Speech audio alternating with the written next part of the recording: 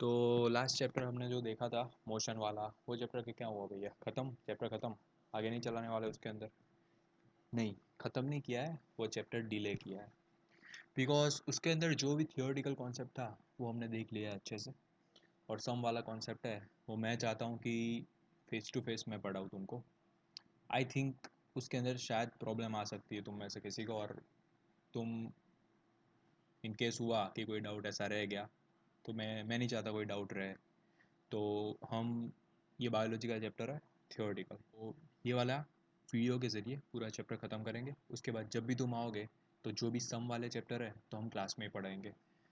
तो जितने वो पढ़ते हैं जब तक लॉकडाउन रहेगा, लॉकडाउन तो खुल चुका है लेकिन क्लासेस जब तक स्टार्ट नहीं होते तब तक हम जो भी थियोरेटिकल चैप्टर है साइंस के वो मैं वीडियो के ज़रिए ही समझाऊंगा। ओके, सो स्टार्ट करते हैं आज का chapter. Chapter 5, the fundamental unit of life. Fifth chapter है अपनी साइंस की बुक। पीडीएफ हो तो खोलना साइड में, साथ साथ में पढ़ते रहोगे तो जल्दी पता चलेगा। तो जैसे कि मैंने बोला था पहले 4 पेजेस रीड करना, सबने करे होंगे आई होप। तो the fundamental unit of life, अभी हम इंट्रोडक्शन देख रहे हैं, ठीक है? तो चैप्टर का नाम क्या है? The fundamental unit. अब देखो, सबसे पहला क्वेश्चन, चैप्टर का नाम सुनते ही सबसे पहला क्वेश्चन अपने अपने दिमाग में आता है, what they are saying by mentioning fundamental unit. मतलब कि फंडामेंटल यूनिट, इस वर्ड के ज़रिए वो लोग क्या कहना चाहते हैं। जो भी बुक, जिसने भी बुक लिखी है, जिसने भी ये चैप्टर लिखा है, वो फंडामेंटल यूनिट इस वर्ड का यूज़ ही क्यों करता है, इसका मीनिंग क्या है। सो तुमको यहाँ पे पिक्चर दिख रही है, ये क्या है? कोई भी एक हाउस है, तुम्हारा अपना हाउस देख लो। वो किसका बना होता है? छोटी छोटी ईंट, ईंट ऐसी बहुत सारी ईंटें हो मिल के पूरा हाउस बना सकती है। वो ईंट भी किसी की बनी हुई है। यहाँ पे देख रही है तुमको लाल मिट्टी, वो मिट्टी छोटी छोटी होती है। ये मिट्टी से वो क्या बनाते हैं? ईंट बनाते हैं। और ईंट से हम क्या बनाते हैं? ये घर बनाते हैं। तो ये जो घर है उसका फंडामेंटल यूनिट क्या है? ईंट। जो ईंट है उसका फंडामेंटल यूनिट क्या है? ये रेत के छोटे छोटे कण। इससे भी छोटा कुछ हो सकता है? मतलब कि अपने को फंडामेंटल यूनिट का मीनिंग पता चला।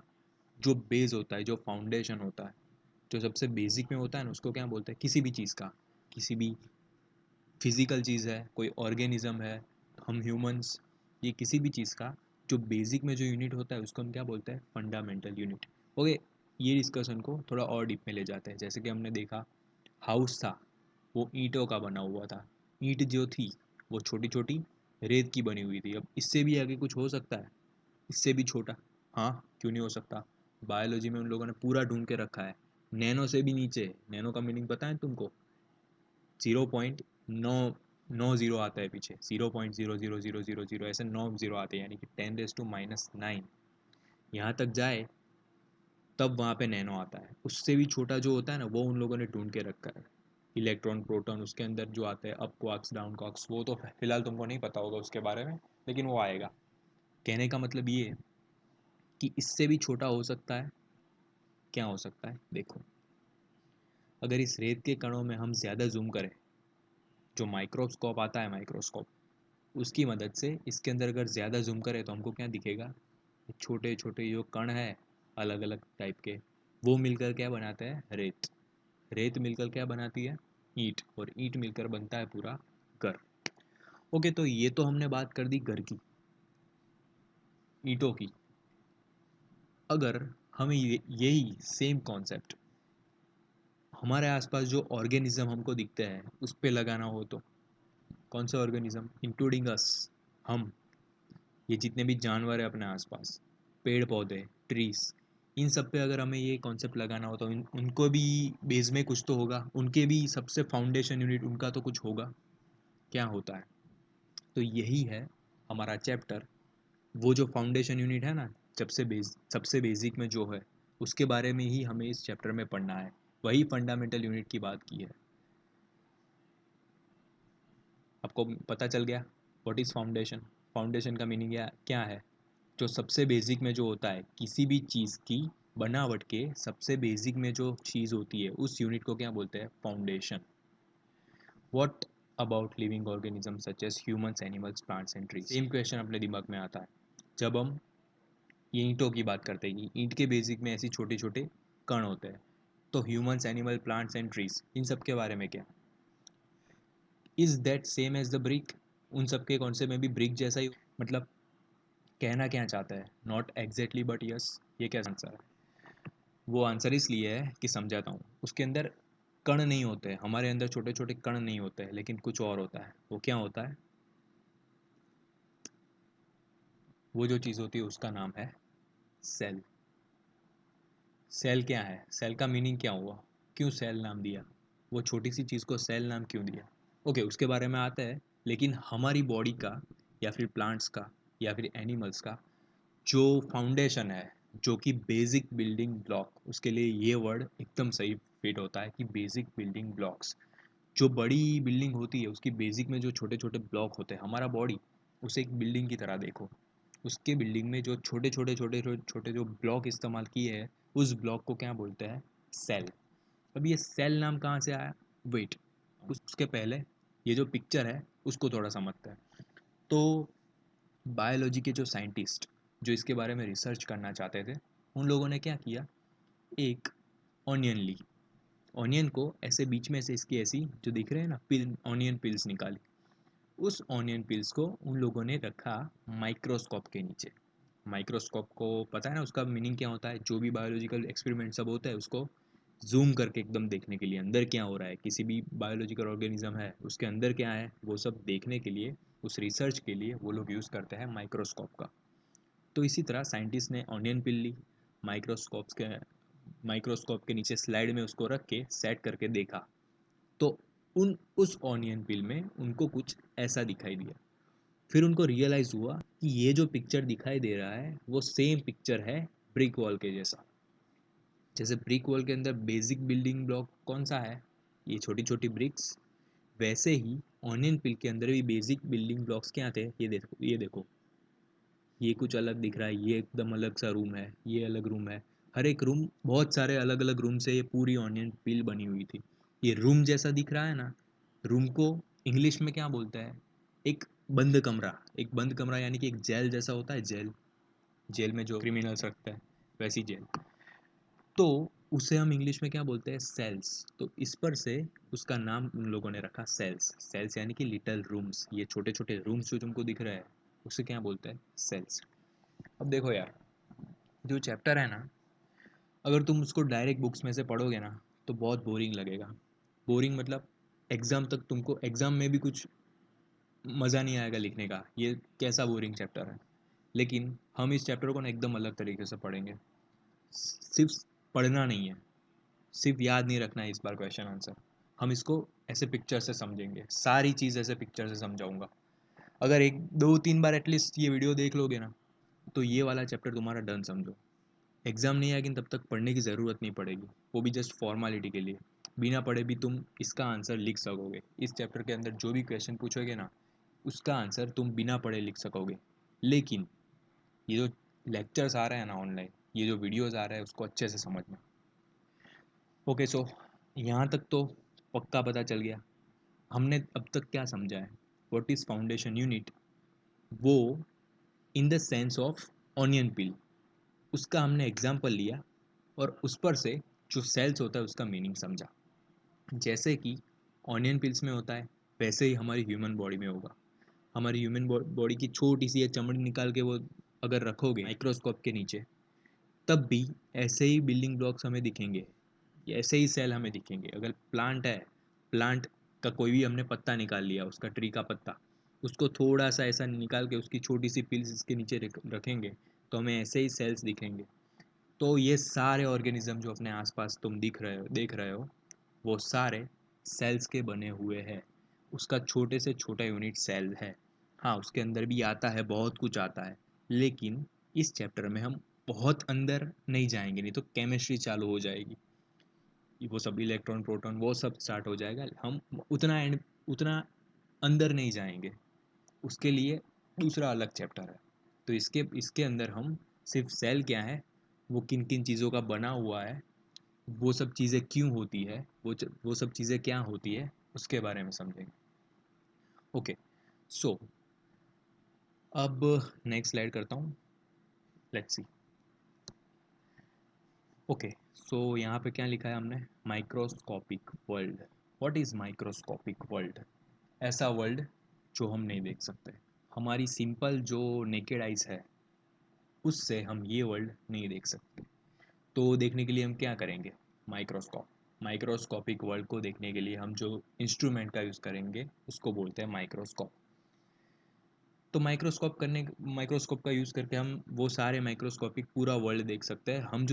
हम जो जी रहे हैं ना वर्ल्ड के अंदर, हमारे आसपास छोटे छोटे इतने सारे वर्ल्ड होते हैं जो हम देख नहीं पाते हैं। The world we can't see by our naked eyes, उसी को बोलते हैं microscopic world. So not just onion but all the organisms we look around us are made of sales.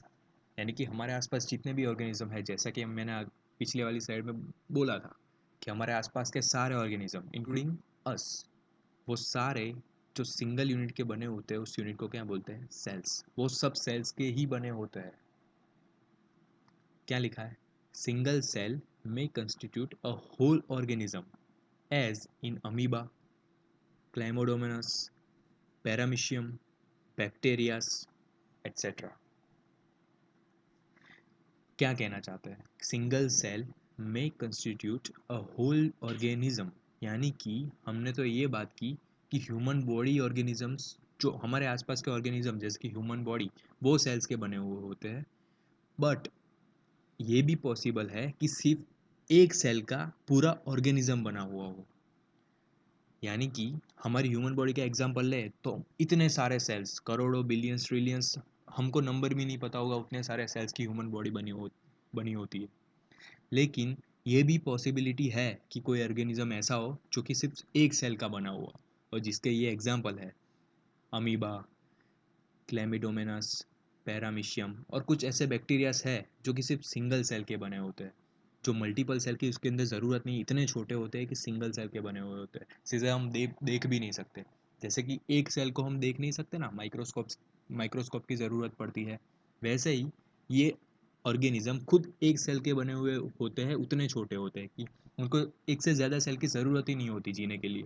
एक सेल काफ़ी है, एक सेल से उनका काम चल जाता है। तो ऐसे ऑर्गेनिज्म है जिसके ये एग्जांपल है। अमीबा कुछ ऐसा दिखता है। अगर कोई भी ऐसा कि पानी थोड़ा जो गंदा हो वो तुम ले लो तो उसके अंदर ऐसे ऑर्गेनिज्म तुमको देखने मिलेंगे। क्लेमिडोमेनस कुछ ऐसा दिखता है, पैरामीशियम कुछ ऐसा दिखता है, इसका शेप कैसा है, हमारे चप्पल जैसा, हम जो जो भी चप्पल पहनते हैं फुटवेयर उसके जैसा है। तो ये कुछ ऐसे ऑर्गेनिज्म थे जिसको रहने के लिए वर्ल्ड में सिर्फ एक सेल ही काफ़ी है, वो सिंगल सेल के बने होते हैं। इसलिए इस ऑर्गेनिजम्स को क्या कहते हैं, सिंगल सेल ऑर्गेनिज्म या फिर यूनिसेल ऑर्गेनिज्म, इनके इस नाम से इनको जाना जाता है, क्योंकि ये सिर्फ सिंगल सेल के बने होते हैं। और ऐसे ऑर्गेनिजम्स जो कि एक से ज़्यादा सेल के बने होते हैं, जैसे कि हम ह्यूमंस हम ह्यूमंस एक से ज़्यादा सेल के बने हुए हैं। हम सिर्फ एक सेल पे नहीं काम चला सकते। कोई ट्रीज, कोई प्लांट, ये सब एक से ज़्यादा सेल के बने हुए होते हैं। तो ऐसे ऑर्गेनिज्म को क्या बोलते हैं, मल्टी सेल्यूलर ऑर्गेनिज्म। जो सिंगल सेल का होता है वो यूनिसेल्यूलर, और जो मल्टीपल सेल का बना हुआ होता है उसको क्या बोलते हैं, मल्टी सेल्यूलर ऑर्गेनिज्म। तो यहाँ पे क्वेश्चन है कि how multi cellular organism came in existence. Question पहले तो समझो, ठीक है, आंसर के बारे में बात करेंगे, पहले क्वेश्चन समझो क्या लिखा है मैंने। How multi cellular organism came in existence, यानी कि जो मल्टी सेल्यूलर ऑर्गेनिजम्स है जैसे कि ह्यूमंस, ट्रीज, प्लांट्स, एनिमल्स, ये सब एग्जिस्टेंस में कैसे आए। एग्जिस्टेंस मतलब एक टाइप का अस्तित्व, वो अस्तित्व में कैसे आए। सबसे पहले जब लाइफ की स्टार्टिंग हुई थी, सबसे पहली जो लाइफ अर्थ पे आई थी वो सिंगल सेल्यूलर थी या फिर यूनिसेल्यूलर थी। वो मल्टी सेल्यूलर में कन्वर्ट कैसे हुई, ये छोटे छोटे बैक्टीरिया से, उनमें से ही इतना इवोल्यूशन हुआ कि आज हम ह्यूमंस एग्जिस्टेंस में आए हैं।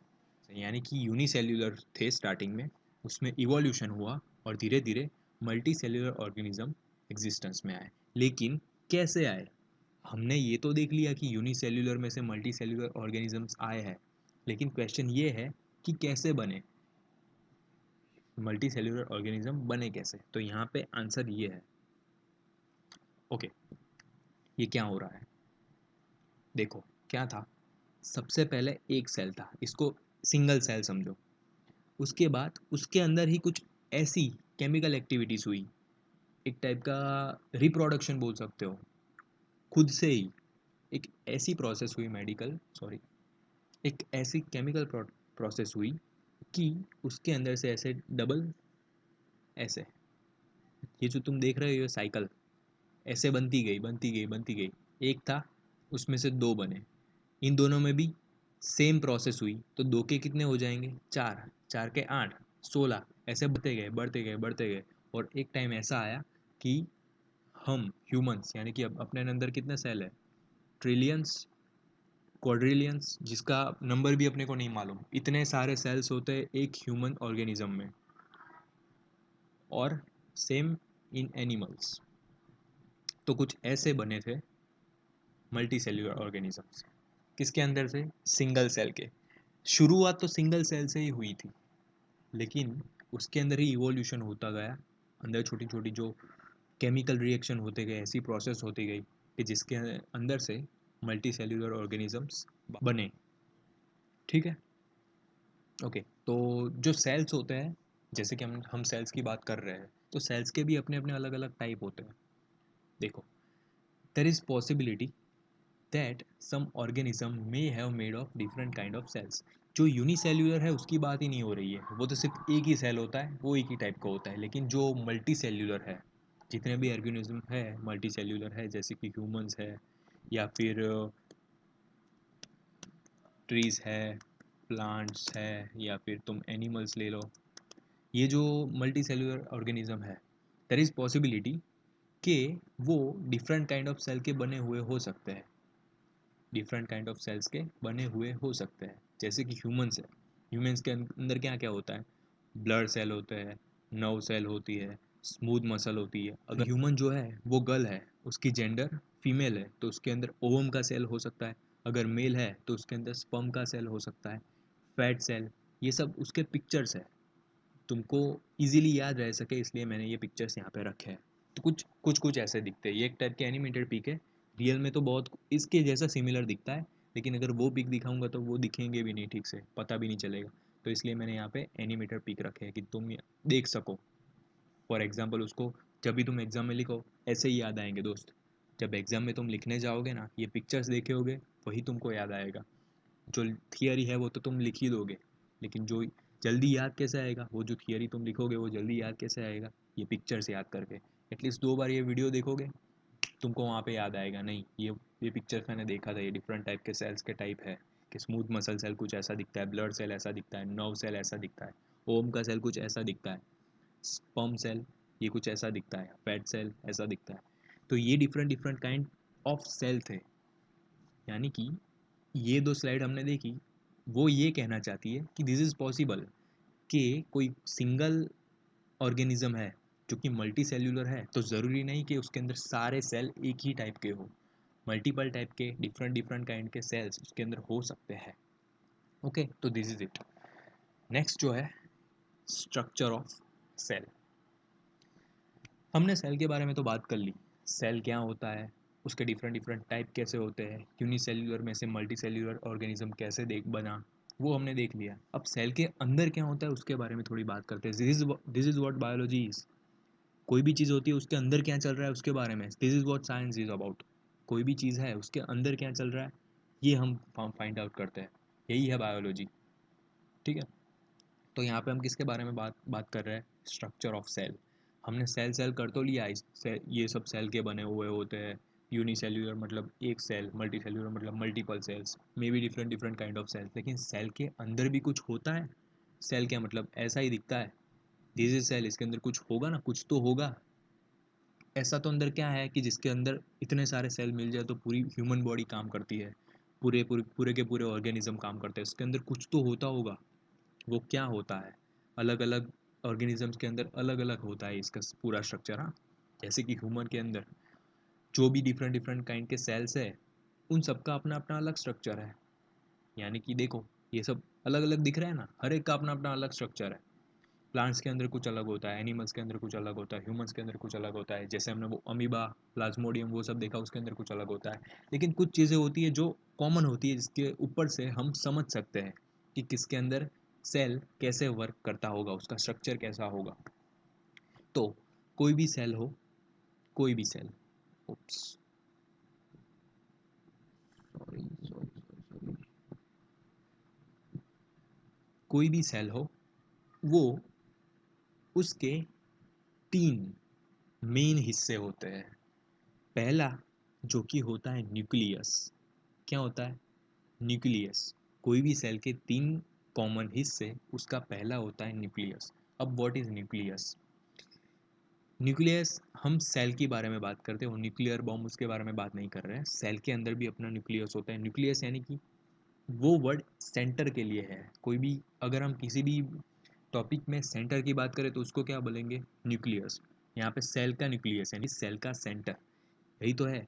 It is situated in the geometrical centre of cell. यानी कि न्यूक्लियस क्या है?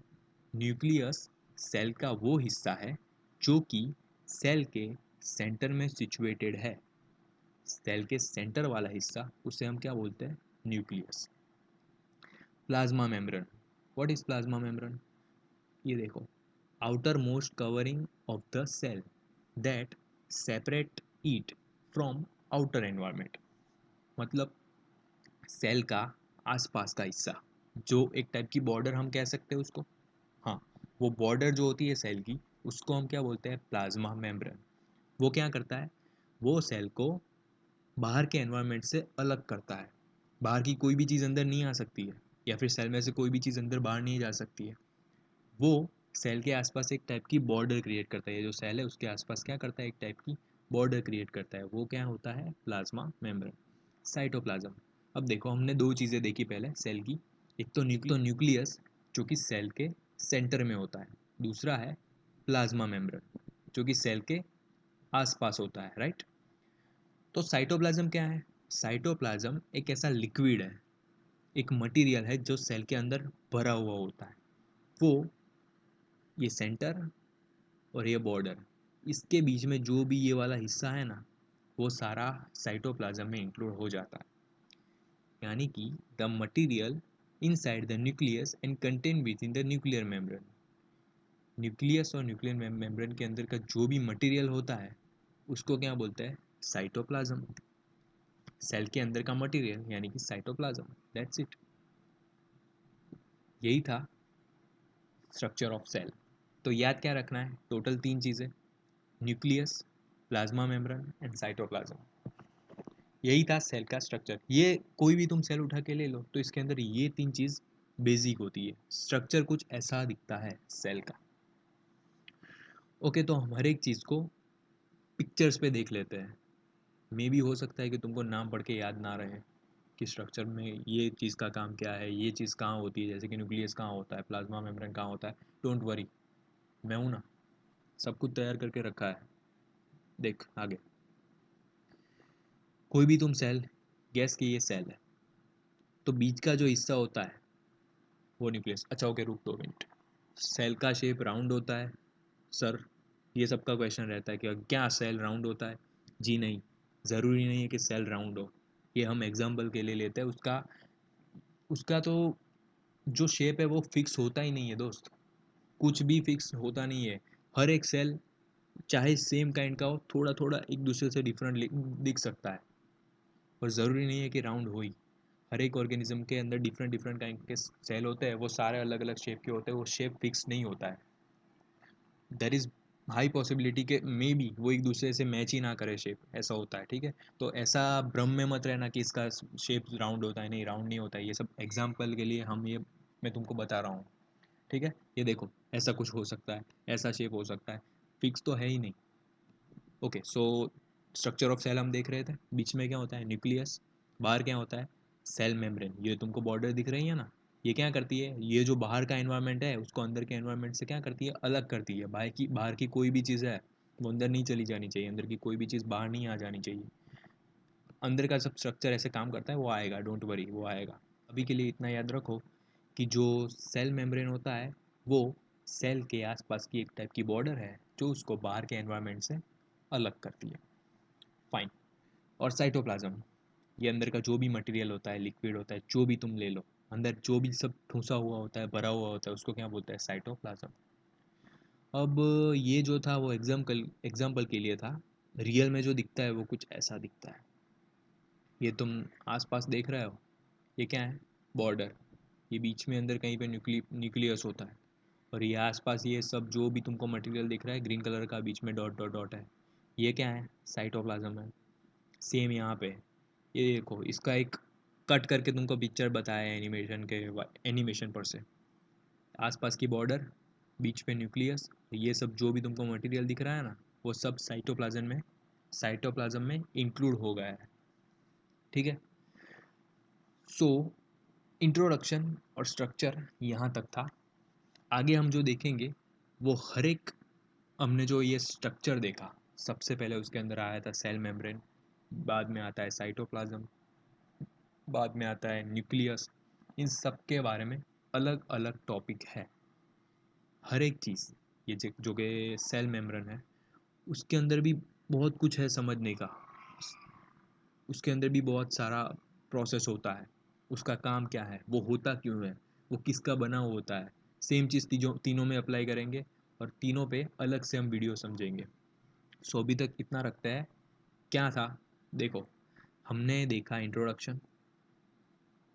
इंट्रोडक्शन के अंदर